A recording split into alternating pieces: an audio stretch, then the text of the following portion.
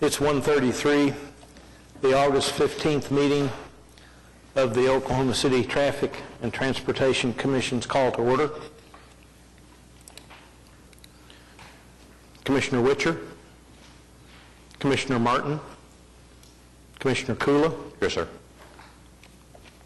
Commissioner Schuline. Here.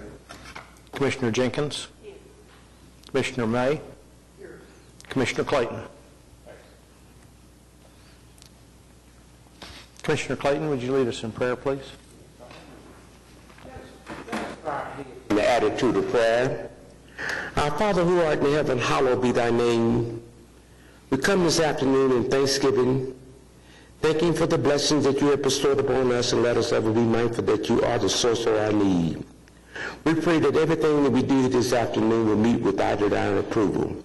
And dear Lord, we need thee always. But may we end this conversation with these 5 little words: let thy will be done. Amen. Amen. Thank you. Item number 2 is the approval of the minutes from the July 18th meeting. Do I have a motion? So moved. I second. I have a motion by Commissioner Clayton, seconded by Commissioner Jenkins, to approve the minutes from the July 18th meeting. Any discussion? Could I have your votes, please? Approved unanimously. Thank you.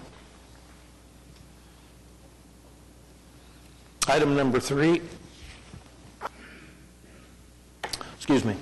Item number 3 is the report on licensed taxi and wrecker services. This is a quarterly report, and the next report will be in October. Item number 4 is the consent docket. Do I have a motion to approve the consent docket with the staff's recommendations on 4C? Second. I have a motion to approve the consent docket by Commissioner May, seconded by Commissioner Kula. Further discussion? Could I have your votes, please? The consent docket is approved unanimously. Thank you.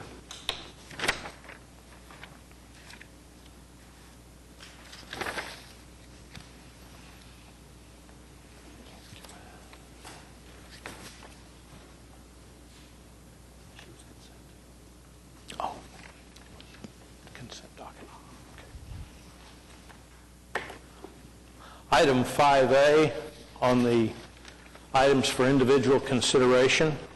The applicant is AMC Taxi, LLC, 2713 Broadway Court, Edmond, Oklahoma. The request is to consider an application from AMC Taxi, LLC for a certificate of public convenience and necessity to operate 30 vehicles in taxi service.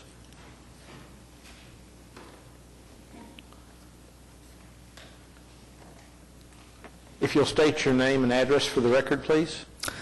Sultan Jabbar, residence of 1915 Old School Road, Edmond, Oklahoma, 73012. Did you have anything to add to the request? Pardon me? Do you have anything to add to this request? No, sir, no. Okay. Could I have staff summary, please? Okay, you've got a complete application before you to operate a new taxi company under the name of AMC Taxi. We are recommending approval of the application for the certificate of public convenience and necessity as submitted. Do I have a motion? Sir, I'd like to approve item number 5A.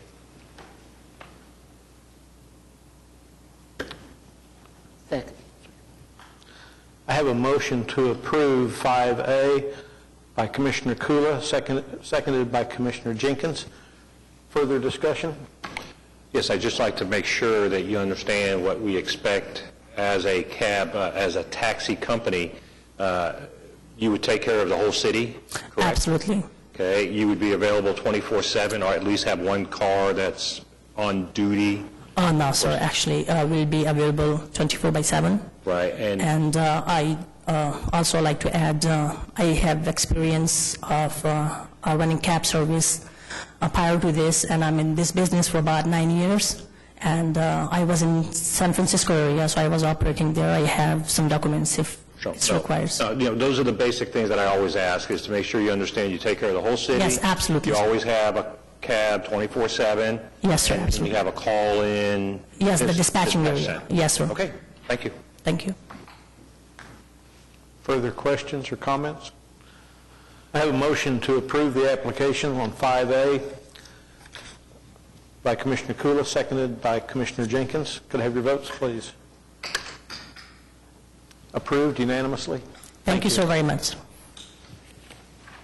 And God bless you guys. I really I'm from Pakistan, and the way this meeting is, it's absolutely, kind of giving me idea, this is starting with the prayers.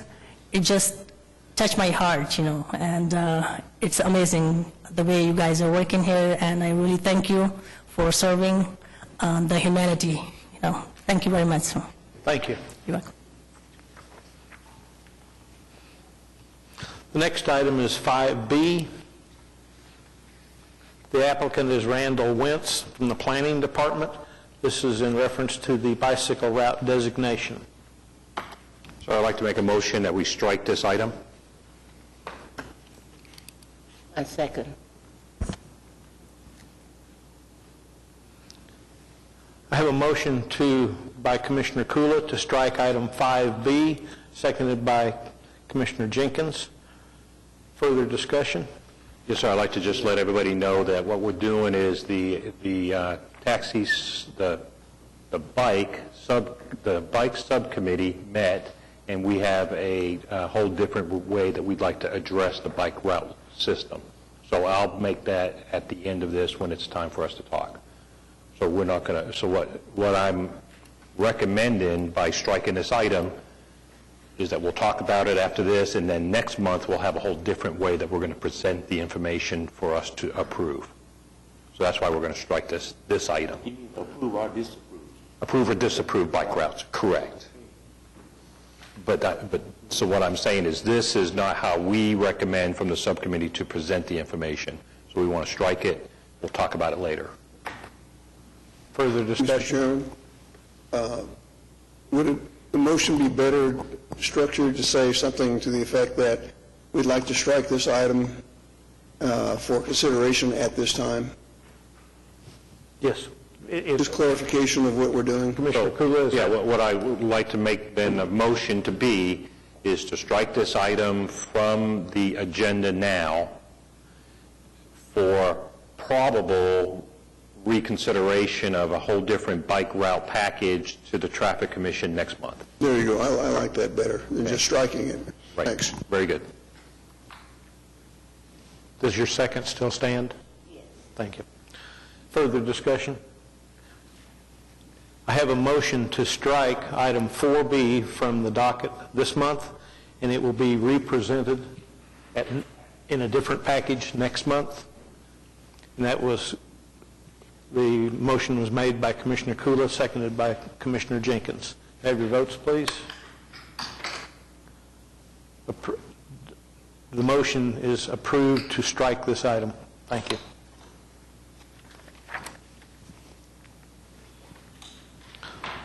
Item 5C, Timothy W. Johnson, P.E. Johnson and Associates, Inc., 100 East Sheridan Avenue, Suite 200, Oklahoma City. The request is to consider changing the on-street parallel parking on the north side of Northwest 54th Street to 90-degree angle inset public parking from North Portland Avenue to the east end of Northwest 54th Street, public right-of-way approximately 168 feet east of the east curb line of North Portland Avenue. Mr. Johnson? Good afternoon. Tim Johnson. The address is actually 1 East Sheridan, Suite 200. Thank you. I'm here on behalf of the applicant. As pointed out in your staff report, this is a little bit of an infill project. It's immediately across the street to the east of the Deaconess Hospital complex. It's a Passover piece of land that's not been developed. South of us is a pharmacy, and to the east of us is a apartment project that's probably been there over 30 years. 54th Street was originally platted as part of a platted development along Portland, but was only constructed to the property line at the, as a public street to the property line at the apartments. From that point, it becomes a driveway into the apartment, and it's not the apartment's primary drive, it's their secondary drive. So we have as your staff report points out, it's an extra wide city street. It's 30 feet instead of 26. So it's above a residential standard, which would allow then the 90-degree parking to be installed and not have any vehicles imposing anything on the through traffic while they're parked. This being a Passover site, it's a little bit of an anomaly with regard to the parking requirements to allow us to build a 4,800 square foot building. We have been to the Board of Adjustment. We did get a variance to the amount of parking required by code. However, it's still the desire of the development to at least provide the parking that meets the code. And they would anticipate that these spaces would be used by employees and that the patrons would use the spaces in front of the building.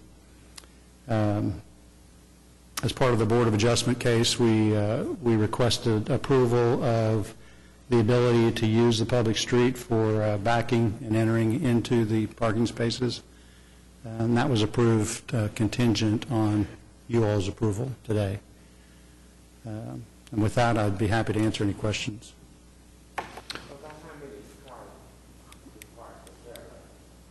Right here, 6. And then we have, I believe it's 17 up here. Actually 19, sorry, counting our 2 handicap spaces.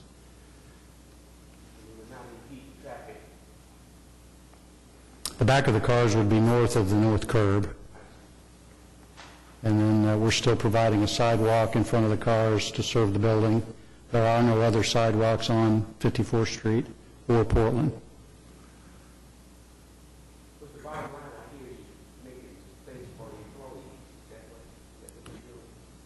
I'm sorry for...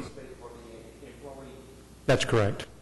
And although I don't think we can officially mark them as employee parking because they're in public right-of-way, it is the intent of the developer to use that for employee parking. Thank you, Mr. Johnson. Could I have staff summary, please? Okay, you've heard the background leading into this case. I just want to remind you the Commission's action will only address whether public on-street angle parking is going to be authorized on the north side of 54th Street, east of Portland Avenue. The Commission's action does not assign the right to use the parking spaces to any specific party.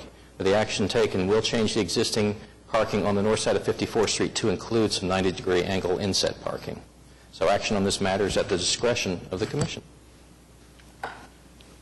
Do I have a motion? Recommend approval. I have a motion to approve by Commissioner May, seconded by Commissioner Clayton. Further discussion?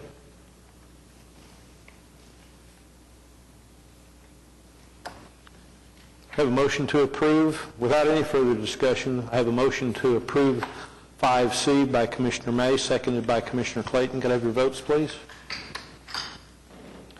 Item 5C is approved unanimously. Thank you.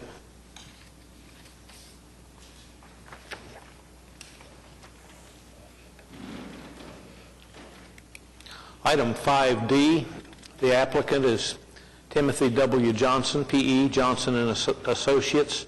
That should read 100 East Sheridan Avenue, Suite 200, Oklahoma City. I'm sorry, 1. It says 100 now. Consider the installation of a traffic signal at the driveway serving 3601 Northwest 63rd Street. Mr. Johnson. Again, Tim Johnson on behalf of the applicant. Those of you familiar with this area, these two buildings on the east are commonly known as the Atrium Towers. The building just west of there has had a name change. It's formerly a bank. It's now a Chesapeake Land Building, and Chesapeake has acquired all of this property now. And what you see in red, I know it's a little hard from there to see, but is a reconfiguration of all the parking that's going to take place in those lots, combining, because of the similar uses and employer, we're going to combine all the parking to flow better as a unified piece of property. We initially had proposed to close just this west drive in front of Atrium Towers and leave the east one open, but in a meeting with the developer or the owner on Friday, they've asked that we go ahead and close this one as well, which will just make this much more of an important point of ingress and egress to the property. We are also proposing that we're going to add some additional parking here, and there's, in your report, you read in our traffic impact analysis that there's a potential that they're going to put another building about the same size as this building on the site. We have not got a plan where they're going to place that, but there's room to do that and add the spacing. So all of that was taken into consideration on the warrant analysis. We do intend to add widening to 63rd Street that will allow for the protected left into the project. It is mid-block between two residential streets. So even though they're not served by the signal per se, the break in the traffic will allow those residential streets to operate better. Personally, I don't live far from here, and there's been many occasions when the Atrium Tower owners still own this, that they would hire an off-duty police officer or county sheriff's officer to block traffic on 63rd Street to let these employees out during the 5 o'clock peak hour. So this will eliminate that once they've completely occupied these buildings. Currently, these buildings are going through a facelift, and then they'll start bringing the employees in. So with that, I'll be happy to answer any additional questions you might have. Total of 812. Could we have, thank you, Mr. Johnson. Could we have staff summary, please? Okay, you've got our complete analysis before you. In summary, the impact analysis prepared by Johnson & Associates for this particular driveway intersection indicates that the location satisfies one of the 9 warrants for the consideration of a traffic signal. Traffic generated by the contemplated addition of the 54,000-plus square foot office space at the site will undoubtedly increase the traffic entering volumes to the point where this intersection may meet other signal-based requirements.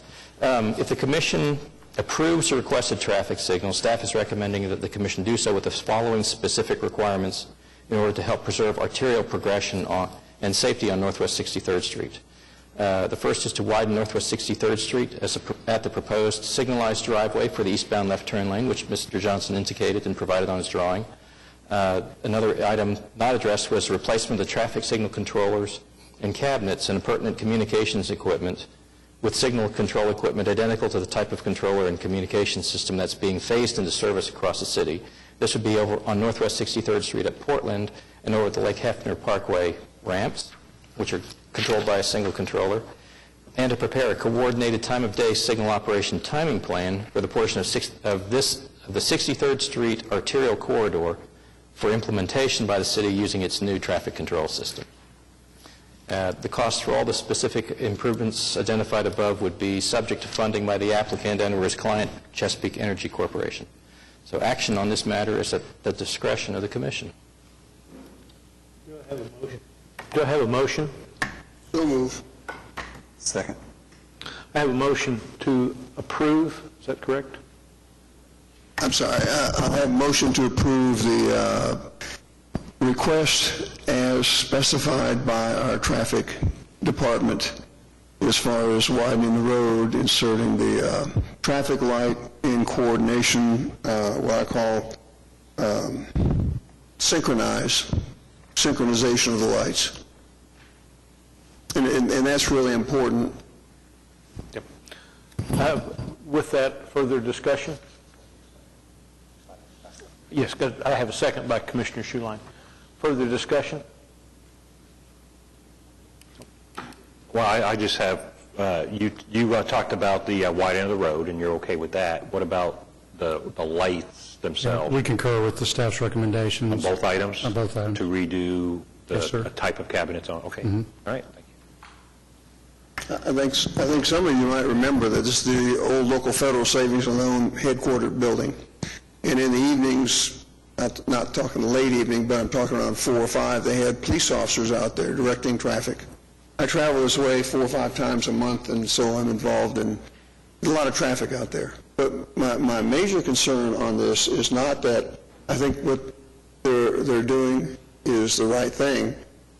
I think that's important, but the other part is also important, traffic flow. Because if you look at this, less than 1,300 feet, you're going to have 4 traffic lights. If you're going to stop our citizens 4 times in 1,300 feet, nobody's going to be happy. So it has to be synchronized. And that's my comment on it. Okay. One other,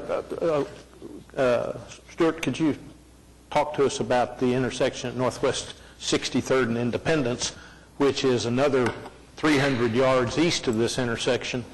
What's planned for that? Well, that particular intersection is included in the 2007 general bond, and right now, 63rd and Independence runs split-phase operation on 63rd Street, where only traffic moves eastbound or westbound, but never east-west at the same time. The bond project included will be widening 63rd Street for left turn lanes, so we can separate out the left turn movements and get better traffic movement on 63rd Street. Can synchronization of that signal with these others will that help? In other words, do we need to maintain flow from the intersection of Northwest 63rd and Portland all the way to Northwest 63rd and May Avenue? Well, ultimately, the controllers that are being provided are all going to be manufactured by a single maker, a company called Nastec. And we've already got the facility in place to be able to communicate with all our traffic control signals, but the application that the city's using now is not capable of talking with every single variety out there. So right now we're in the process over a series of years of replacing all our existing control equipment with a type that's compatible with the new system. And then as a result, as new controllers get brought online, we'll do corridor timing plans, so we'll be able to help progress traffic up and down the busier arterials. If you notice on the staff report that 63rd Street's carrying 27,000 vehicles per day on a 4-lane road, that's a pretty significant number. Any other questions or discussion? I have a motion to approve with staff's recommendations for the plan and funding. This motion was made by Commissioner May, seconded by Commissioner Schuline. Could I have your votes, please? Approved unanimously? Thank you.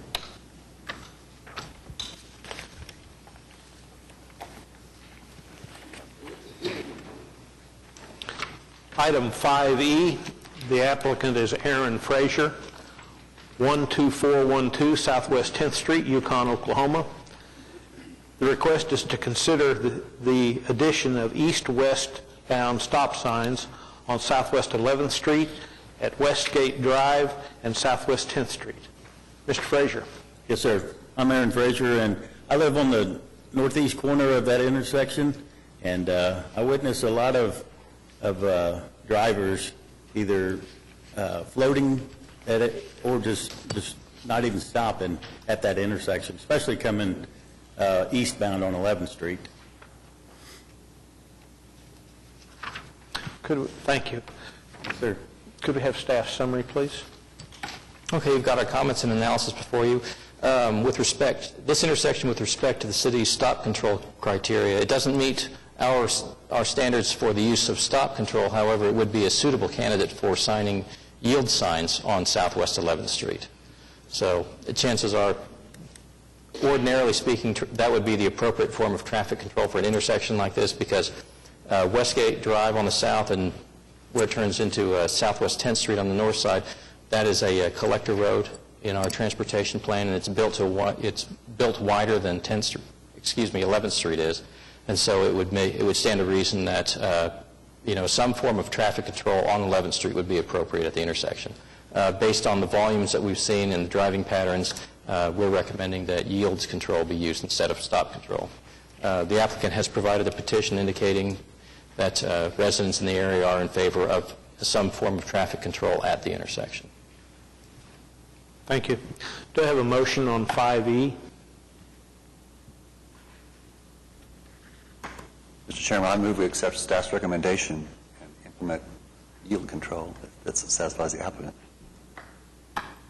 Second. Oh. Please allow Ms. Jenkins. I have a motion to approve item 5E by Commissioner Schuline, seconded by Commissioner Jenkins. Further discussion? Yes, I'm sorry. That is with yield control. Is that correct? Okay. Mr. Frazier, do you think that would meet the needs of the neighbors, of your neighbors? I believe it'll help. I prefer stop signs, but if we agree on yield signs, that's fine with me. Any kind of traffic control is better than what we have now. Correct me when I'm wrong, when I get out of line here, but typically at an intersection like this, by putting up the yield signs, now we will assess the right-of-way. Somebody has the right-of-way. And what usually happens in neighborhoods like this are stop signs wind up being treated as yield signs anyway. They slow down, Right. but at least we know who's responsible for slowing down now once a yield sign is put up. So if you think that will meet the needs of the people who signed the petition, we'll go forward with this. Sure. Okay. Well, and then also, sir, the normal talk that we have is after a year or so, if it's still a problem, well, then you come back and we look at it again once we tried this first level. So, once the yield signs are up, after a year or so, you still all feel that it's not working, then we have to look at some other solution. Further discussion? If not, I have a Mr. motion. Chairman? Yes. But a question for the applicant. Are you Aaron? Yes, sir. Aaron Fraser. Okay, if 12412 north or southwest end. Yes, sir. Okay, is there a reason why it appears you didn't sign the petition? That I didn't sign it? Your house on the map here at 12412 southwest 10th indicates you didn't sign the petition. I didn't know as a petitioner I was supposed to, so I was unclear. Okay, but I'm assuming you're entirely... I'm in favor of it, sir. All right, I just want to make sure you know, too, that we read these things, so that we don't let these things slip by. All right, the other thing is that, as I said, try the yield sign first, and if it works, great. If it doesn't, you may have to be back here in a year or two to modify it. Yes, sir. All right? Thanks for coming. Thank you. I have a motion to follow staff's recommendations and install yield signs on Southwest 11th Street.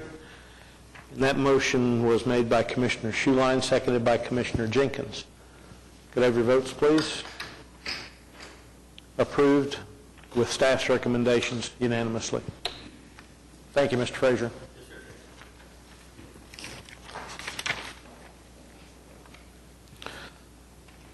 Item 5F, the applicant is Daniel S. Andrulians. Thank you. Very good. P.E.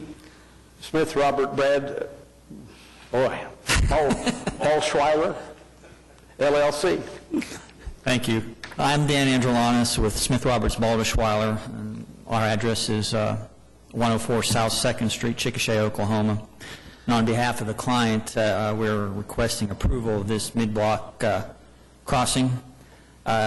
It's right on Phillips, right west of the new children's ambulatory facility that's gone in there. And as part of that, we have prepared pavement modification plans to provide a queuing lane for left-hand turns into that parking lot for southbound to make left-hand turns. And yeah, it shows on that. And as part of those plans, we want to reestablish an existing crosswalk that's there. Apparently, that was never approved through this board when I don't know how long that's been in place, a long time. So we're trying to clean that up with this application. Thank you, Mr. Andrews. Could I have staff summary, please? I think he's pointed out all the major details. We're recommending approval of it, subject to the OU Health Sciences Center bearing the construction costs for putting in the appropriate ADA accessible facilities, the ramps and that sort of thing. Typically, the city will go through later on, and we will sign the mid-block crossing. But the only reason why this item was on the up for discussion as opposed to on consent is because had the previous crosswalk been part of an approved plan or something that we had a record on, it would just been a matter of adjustment and it wouldn't have been presented at all. But we felt it was necessary to bring up as a housekeeping matter. So we're recommending approval. Do I have a motion? I have a motion by Commissioner Clayton to approve. Second. I have a second by Commissioner Jenkins. Further discussion? Mr. Andrulanis, is the OU Health Science Center, are they okay with making the capital improvements? Yes, that's already part of the plans that we've provided. Further discussion? I have a motion to approve by Commissioner Clayton, seconded by Commissioner Jenkins. Can I have your votes, please? Approved unanimously? Thank you.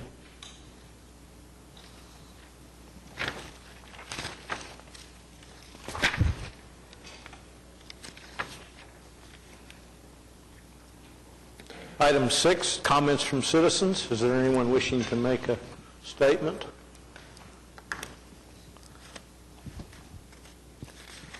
That takes us to item 7.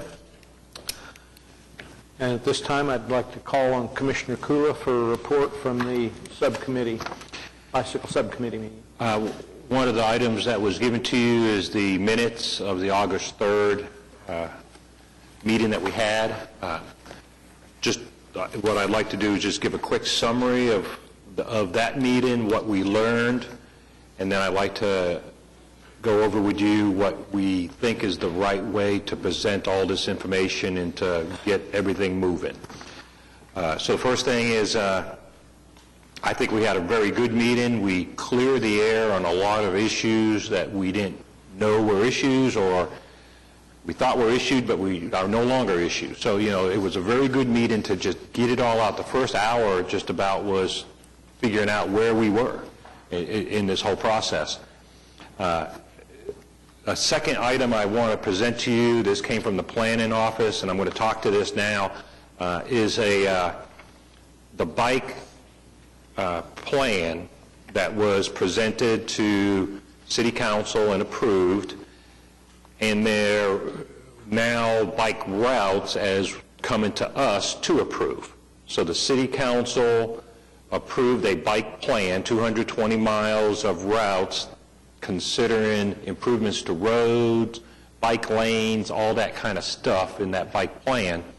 And then they charted us to be the approval of bike routes, which would use the bike plan, and we would approve those bike routes, and then off we go.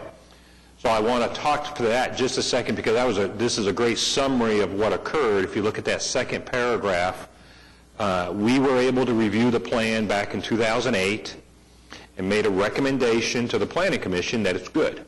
Planning Commission then went to City Council, and City Council says, yes, it's good. Then it came down to us to now approve bike routes. So we spent a few minutes going over this history, and then we talked about why it's up to the traffic commissioners to approve bike routes, and then what is our responsibility with those bike routes? What are we saying when we approve a bike route compared to the bike plan? And so what we talked about, and I think we all agreed upon, is the bike plan is something that's out there. When they're looking at updating a road, they would go to the bike plan and say, oh yeah, there's a bike, it's a plan to have a bike route there. We need to make the road even a little bit wider, so therefore bikes can be on it, and that kind of thing. So if there's any upgrades that have to happen, or any parks or any other things that deals with bikes, they can go to that plan and say, that's what everybody's thinking. Once we approve a bike route, so we say that this road from here to here is a bike route. At that point, it needs to be marked, and what we determined was the little green signs can go up as required by the, what is the thing that it says here, the Manual of Uniform Traffic Control Devices. So every X amount of yards, every time it turns, whatever, they'll put up a green sign that says bike route, which is good. We want to tell everybody that's the bike route. And then the other thing that would happen when it's a bike route is that the bike operator now has the right to take a lane of traffic.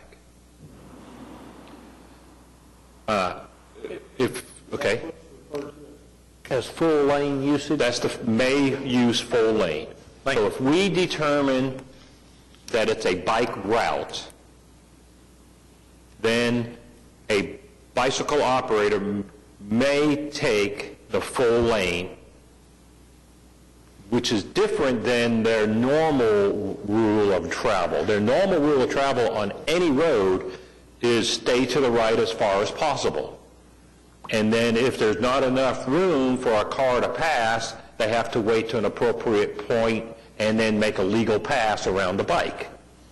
So a bike, and this is what we talked about, it took a while for us to figure out exactly what we were saying or what we had to say.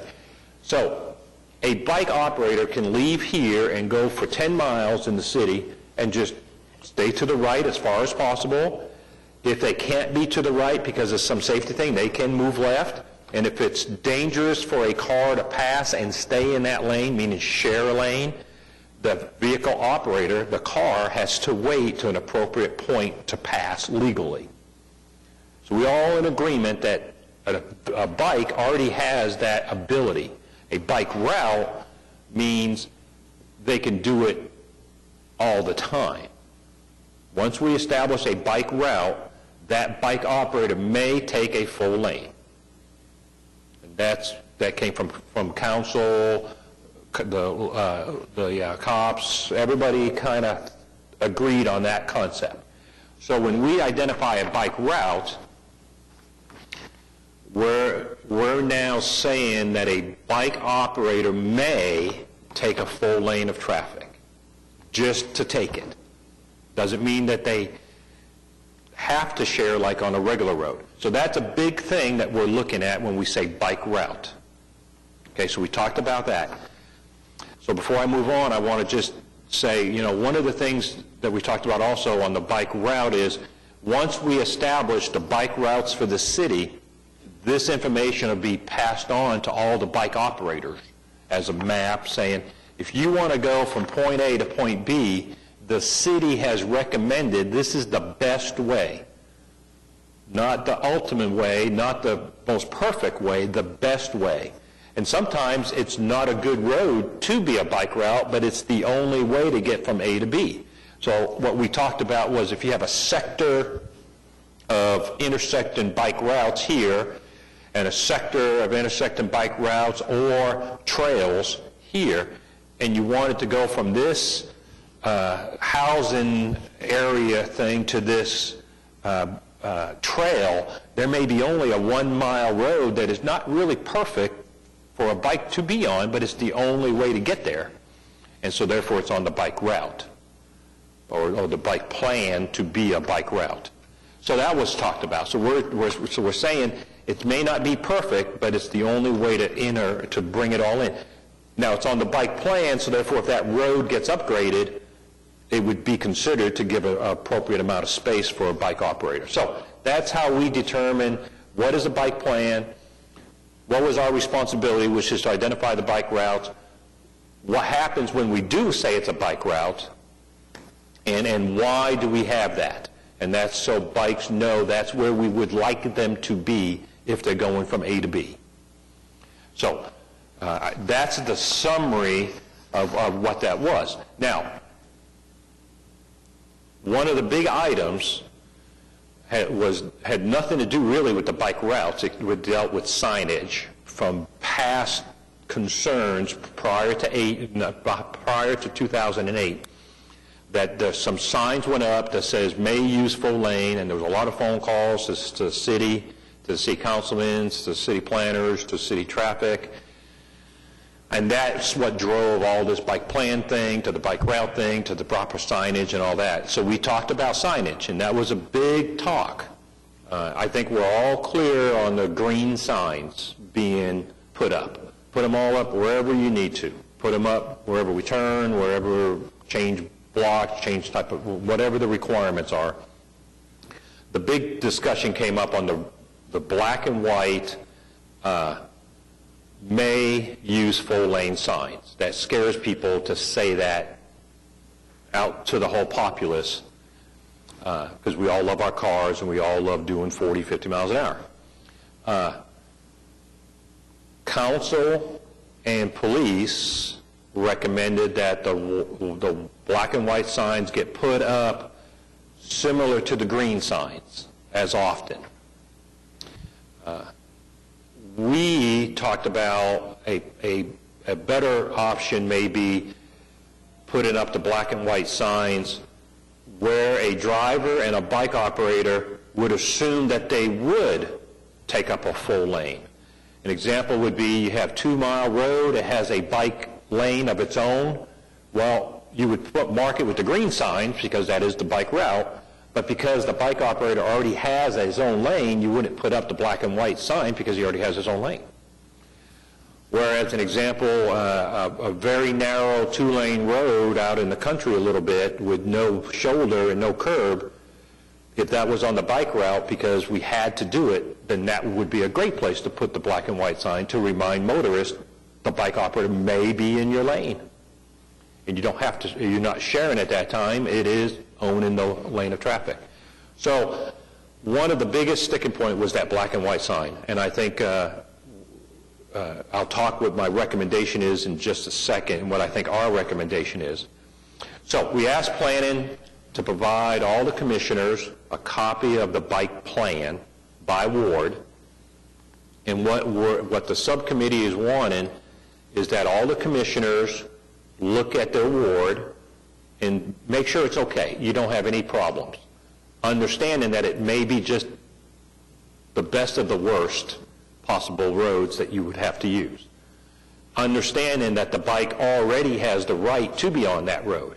So we're not saying that they now have anything more, just saying that they can use a lane of traffic or may use a lane of traffic. That's all that we're saying different by establishing a bike route. They already have the right to be on that road, and they already have a right to take a lane if it's not safe for them to stay to the right.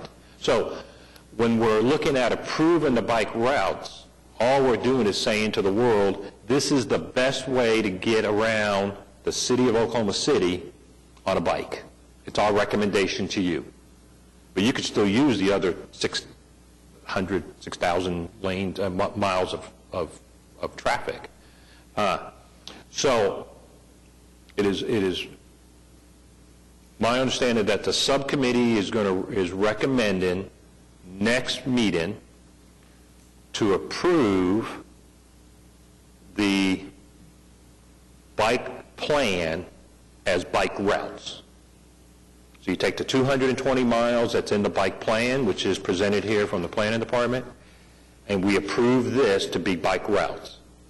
And then we make 2 statements with that approval that, 1, the green signs that identify bike routes will be put out by the Manual of Uniform Traffic Control devices, and that the black and white signs be put out at locations where it would be probable that a bike would be in a lane of traffic and want to own that traffic. And that would be determined by the Traffic Management Office in coordination with council, police, and planning. So before I ask everybody else, for my subcommittee members, did I get that right? Is there anything else that we... Okay, and the only other option, the only thing I missed, I'm sorry, was if you have a disagreement, if John over there doesn't like a road in Ward 8 or really anywhere, he would get a hold of Stewart and get a hold of planning, and they would explain to him why it made it there, because they had a value system, like a 24-check value system, and they could explain why that is on there. So, you know, hopefully it would be able to be explained and you would then agree. But if there was something that just, you don't want it and you're never going to live with it, well, then we'd have to go from there.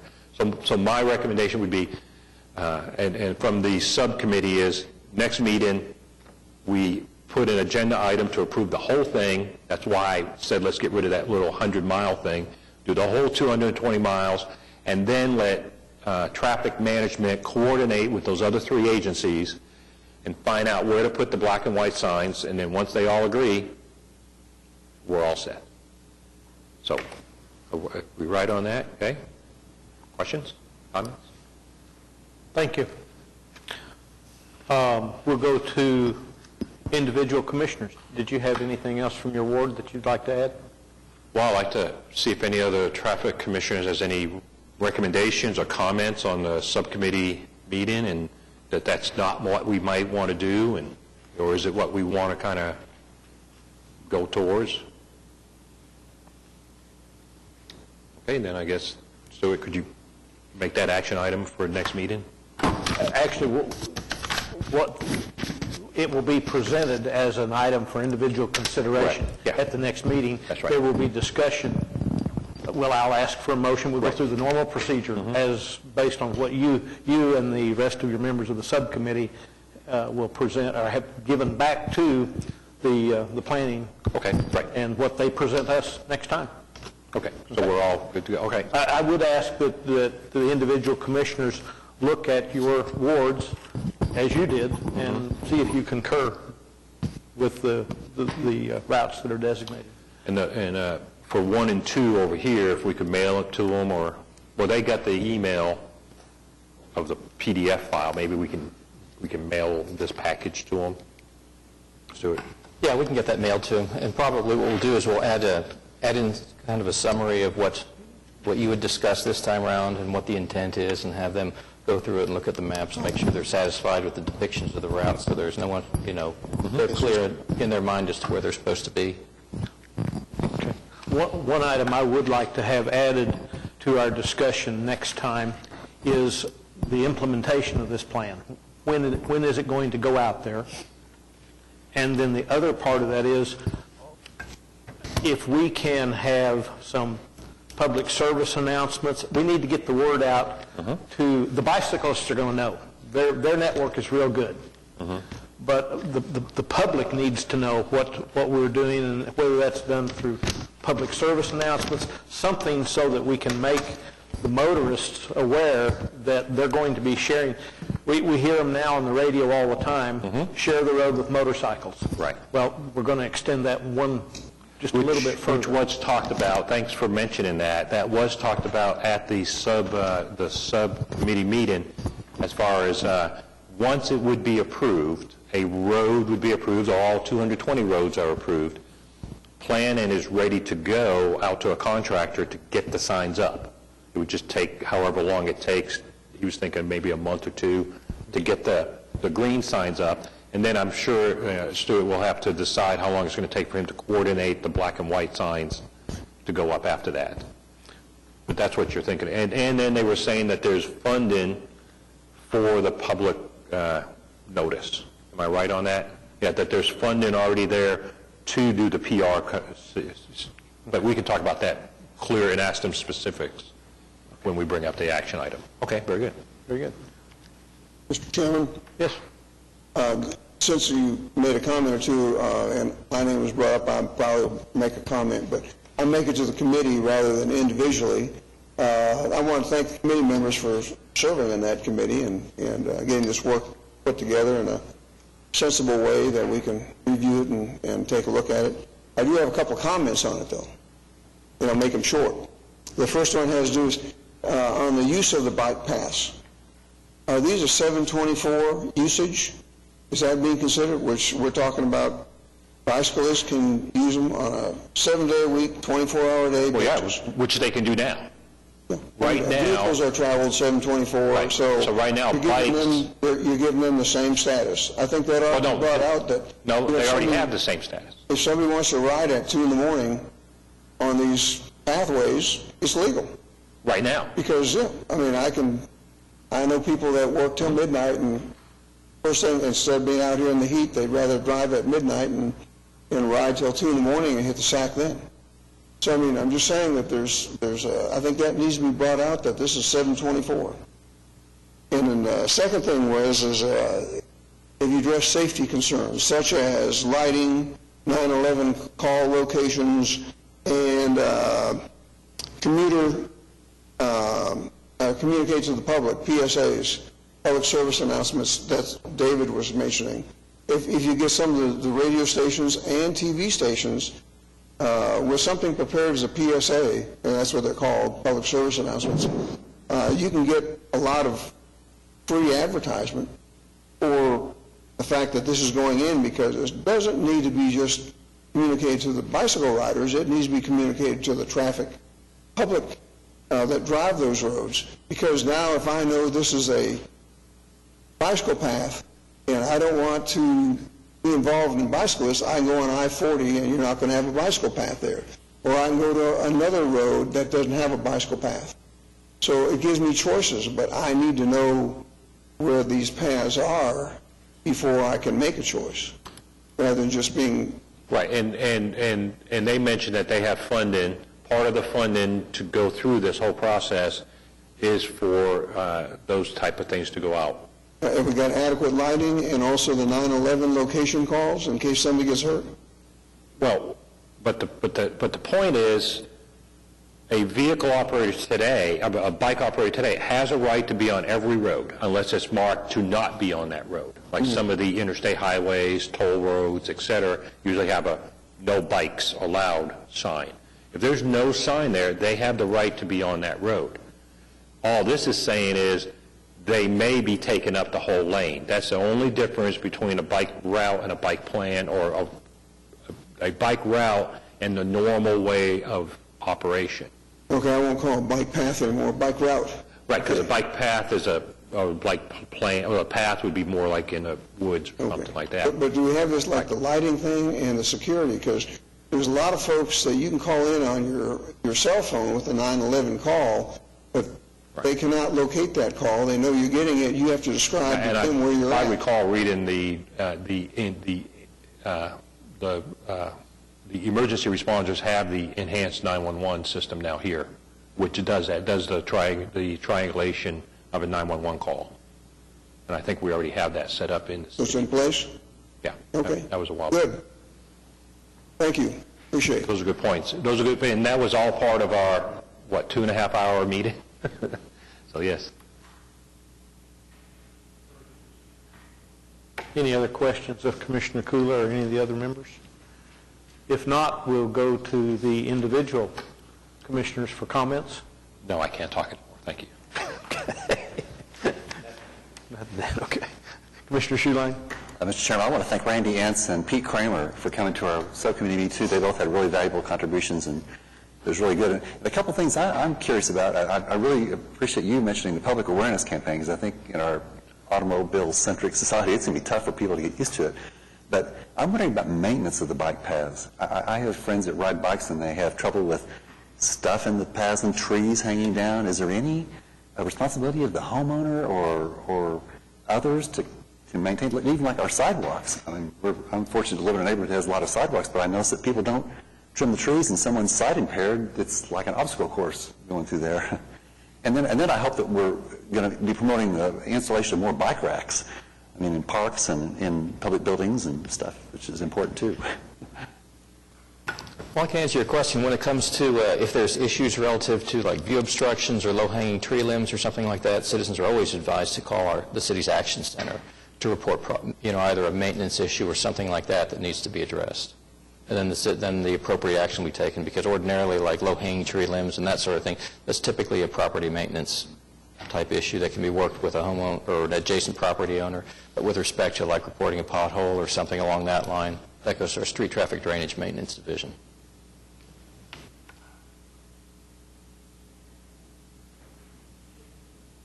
Commissioner Jenkins?